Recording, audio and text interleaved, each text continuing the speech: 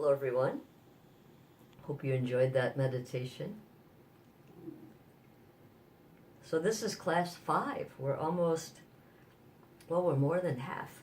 It's an 8-week series, faith, fear, faith, and forgiveness.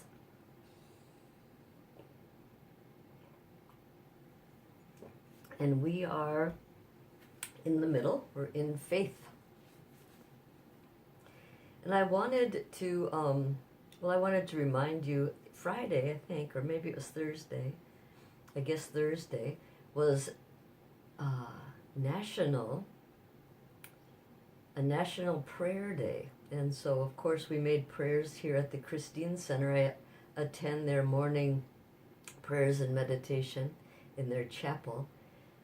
And I was knocking on the door to the executive director. I'm going to have a meeting with him. And I said, Russell, it's National Prayer Day. He goes, oh, good, we need it. I was thinking, yes, we do. We all need it. Not just on one day of the week, but that ability to pray, to commune, to consider others, to consider the global sort of other, the inner other, the familial other, and to just allow yourself to make prayers for others, others that suffer, others that you share love with. Very wonderful.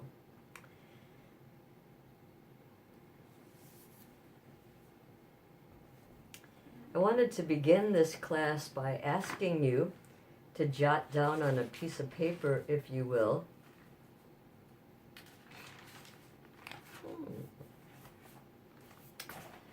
a few things.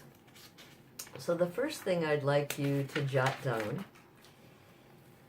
is for you to consider what your definition of faith may be. So think about it, asking yourself, asking your inner self for an answer instead of just what's off the top of your head, like an intellectual answer. And as you're defining your faith, I'd like you to also ask yourself, do I have faith? Do I have small faith, middle faith, medium faith, or big faith? What kind of faith do I have today? And it changes, it fluctuates. Everything fluctuates and changes.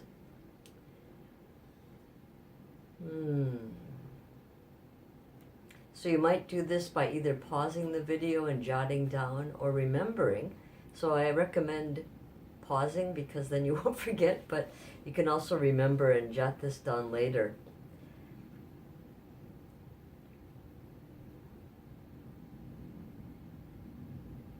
So these questions can be asked continually of yourself, gathering more information every morning or every evening before you go to bed, before you drift off to sleep.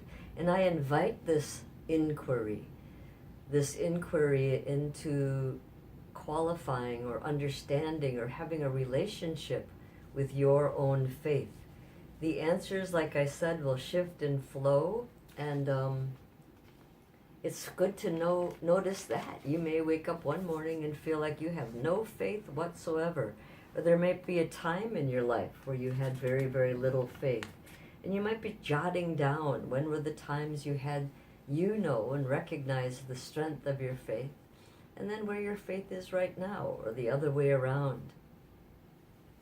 This questioning, this inquiry, has many different levels of relevance.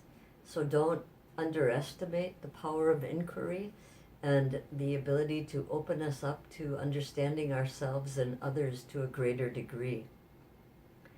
Today, as we, this whole class will be dedicated to faith, and I'm going to do some reading. I'm going to read in one book called Transform Your Life. It's such a great title for this class as we take our fear and we begin to transform it into faith. I'll be reading from page 79 in the author's Gyatso.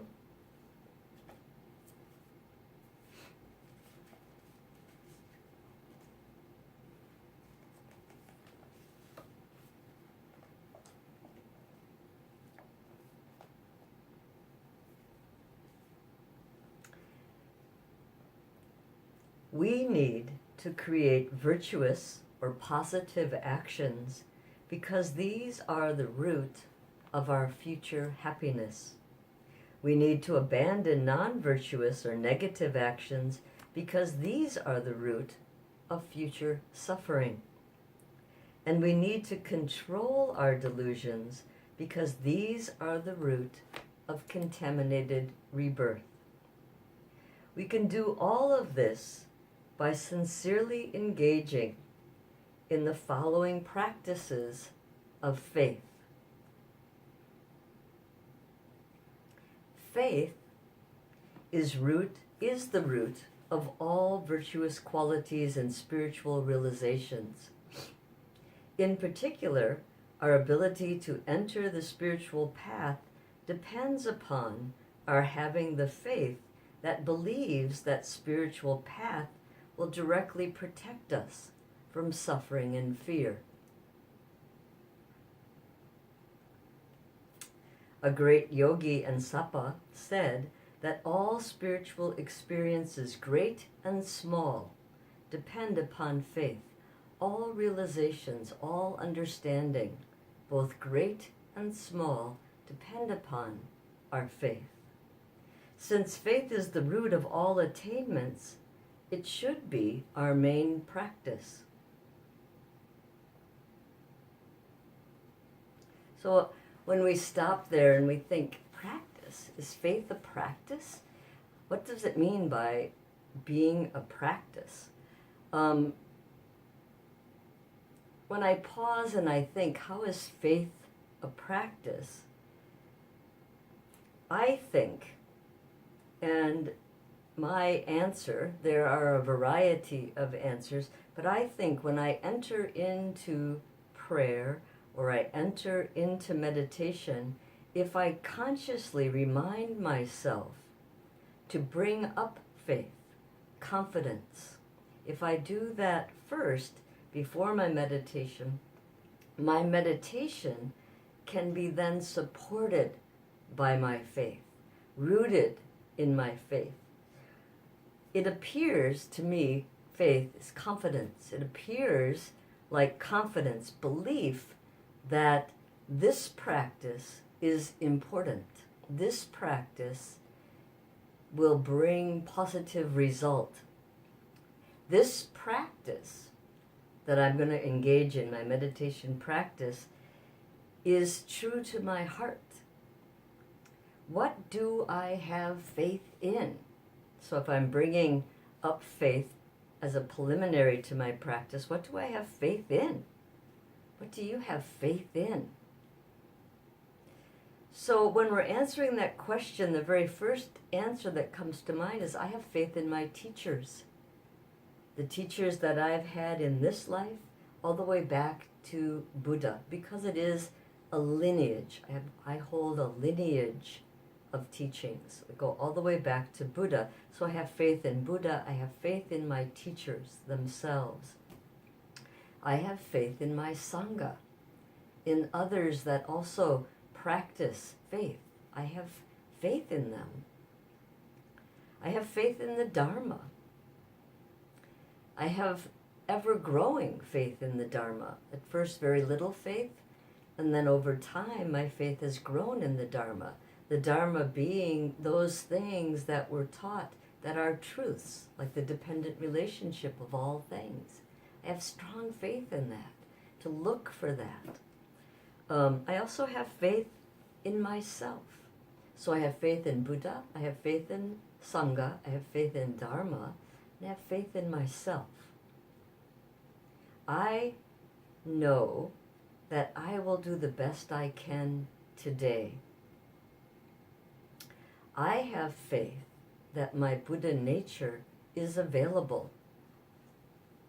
So faith as a practice, it sort of sounds silly. It's almost like, isn't that a quality? It's a practice. Having faith is a practice. And in most prayer booklets, we call them sadhanas, some people call them liturgies, but in our faith, in our prayer booklets, they almost always start with the same thing, and that's refuge. It's like, almost like saying, I go for refuge in the Buddha, I go for refuge in the Dharma, I go for refuge in the Sangha. I have faith in the Buddha, I have faith in the Dharma, I have faith in the Sangha. Otherwise, why would we go to faith, to refuge in these qualities, in the Buddha, in the Dharma, in the Sangha, in ourselves? So remembering that our faith is cultivated before we enter into any further practice, and the cultivation of faith is a practice. It is something that we can cultivate to enhance the rest of our practices, to enhance our good heart. So I'm going to read on. Since faith is the root of all attainments, it should be our main practice. While the famous Buddha master Atisha was in Tibet, a man once approached him, asking him for spiritual instructions. Atisha remained silent, and so the man, thinking that he had not been heard, repeated this request very loudly. Atisha then replied, I have good hearing, but you need to have faith. What exactly is faith?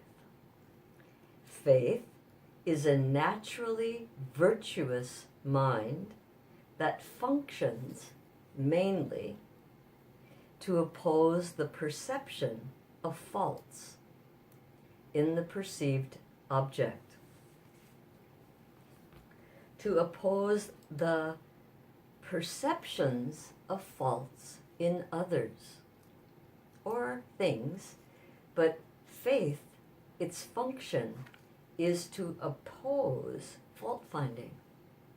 And we need to ask ourselves, do we fault find? Oh, we sure do. And when, when we enter into a room, I'm teaching myself to look for what's right, what's beautiful, what makes me feel alive as I walk into the room, because the habit to find fault, what's wrong, is the habit. That habit energy serves no purpose other than to alienate or to separate us. And in that alienated or separated place, whether or not we're focusing on a friend, a relative, a lover, a pet, our boss, no matter what it is, animate or inanimate, real or imagined, when we look with fault finding, what we do is we create alienation, separation.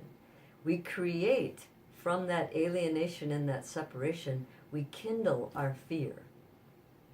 In this series, as we move out of fear, we enter into our life of faith, opposing that very thing, fault finding, that creates fear, that creates a difference, comparing ourselves to others. So I believe in you is a wonderful thing to say to the people that you love when they're troubled or when they're happy. I believe in you. I do. I believe in you.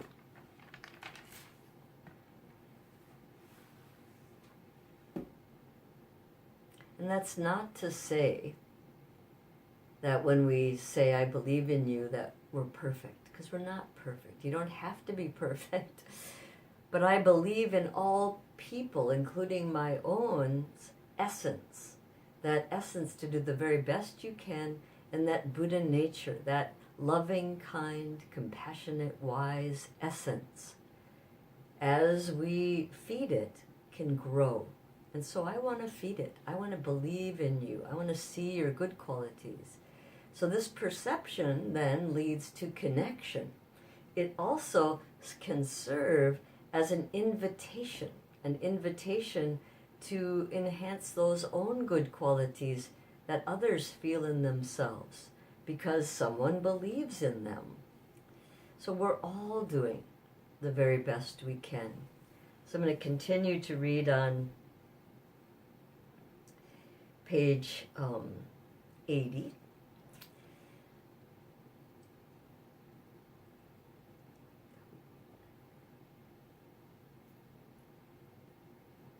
Faith is more than just belief. For instance, we might believe that human beings have been to the moon. But this belief is not faith, for faith views its object as pure and holy. Without faith, everything is mundane, ordinary.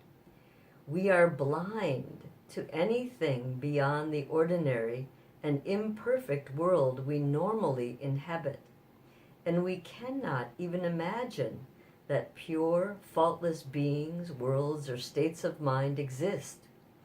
Faith is like pure eyes that enable us to see a pure and perfect world beyond the suffering world of samsara. So I'm going to read that again. This has been one of my very favorite passages. Faith is more than just belief. For instance, we might believe that a human being have been to the moon, but this belief is not faith, for faith views its object as pure and holy. Without faith, everything is mundane. Without faith, everything is ordinary. We are blind to anything beyond the ordinary and imperfect world we normally inhabit. And we cannot even imagine that pure, faultless beings, worlds, or states of mind exist. Faith is like pure eyes that enable us to see a pure and perfect world beyond the suffering world of samsara. What a gift faith is. To see the good qualities in others, to believe in the good qualities of others, to take us beyond those qualities that don't serve us. Finally, well, actually I think, maybe there'll be one more thing. Without faith, our mind is like a burnt seed. For just as a burnt seed cannot germinate, so knowledge without faith can never produce a spiritual realization. Faith is the spiritual teachings, or dharma, induce a strong intention to practice them.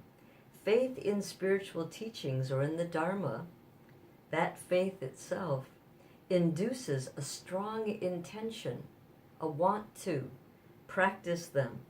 And this in turn induces effort.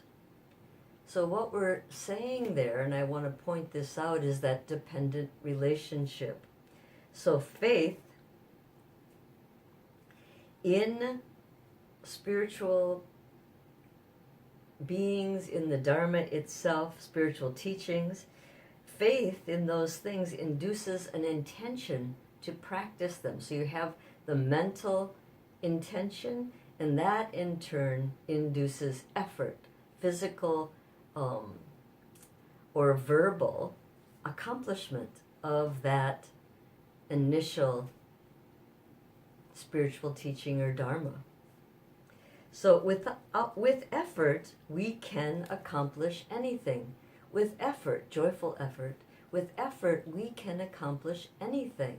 So this dependent relationship, that the faith induces intention to practice, and that in turn induces effort.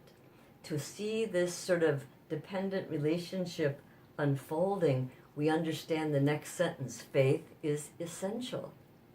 If you have no faith, even if we master profound teachings and become capable of skillful analysis, our mind will remain untamed, because we shall not be putting these teachings into practice.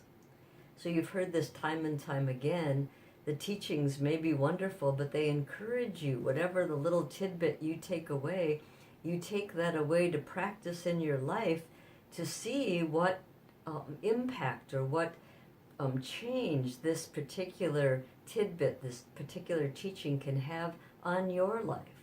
So as you're listening to this teaching, you are understanding that if you cultivate some faith, and that faith will serve to oppose your fault finding, and if you begin to practice faith, that faith will sort of gauge up your intention to practice, and that intention to practice then will make way for the actual effort of practice.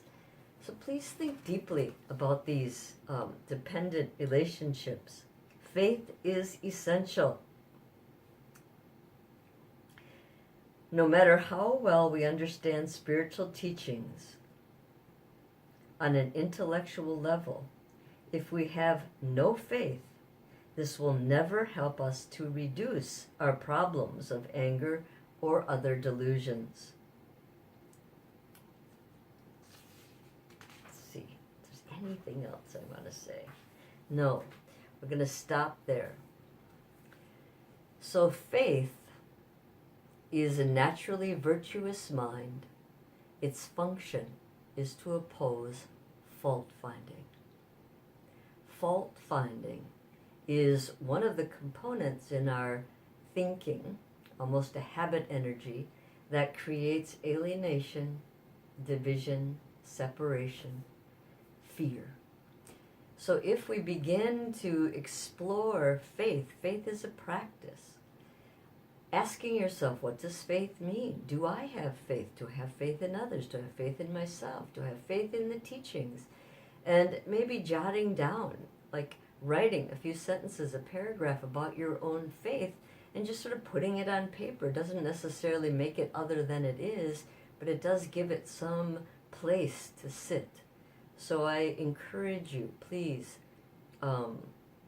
consider your faith, and then consider what you've learned from this teaching so far. Last night I was reading a book called The Tree-Spirited Woman. The Tree-Spirited Woman. And it's an elder giving teachings to a younger person, this younger person being designated as the sort of next in lineage of these teachings from the elder. And they start with listening and learning to listen, and to sit quietly, to hear from your eyes, so to speak, to hear in the quietness what's going on inside of ourselves. But when you hear from your eyes, you can see people's body language, you can see the actual nature of the environment around you in different ways. You can hear the crack of a branch or the bird song or the bird calling, and then there's another call back. You can hear so many things, but you have to listen. And as you listen, you understand, sort of like you're just one in many. You're just a small little cog in the wheel. And so listening was the first thing. And the second teaching that she gave was on faith. And I found this very interesting. And to have faith described in this sort of other way, I saw the similarities of it, the necessity of it, to have faith, to go on encouraging yourself. Sometimes when you cannot see the result, faith can be a hidden object in a certain way, but faith can be an object that will root you and secure you and put you at ease in the world that surrounds you. So we'll talk more about faith next week, and we're going to take faith on to its next sort of dependent relationship. And faith gives way to consideration for others and a sense of decency. So we're going to talk about that, because those things will help set the groundwork for the last two classes, which are on forgiveness. Thank you, friends.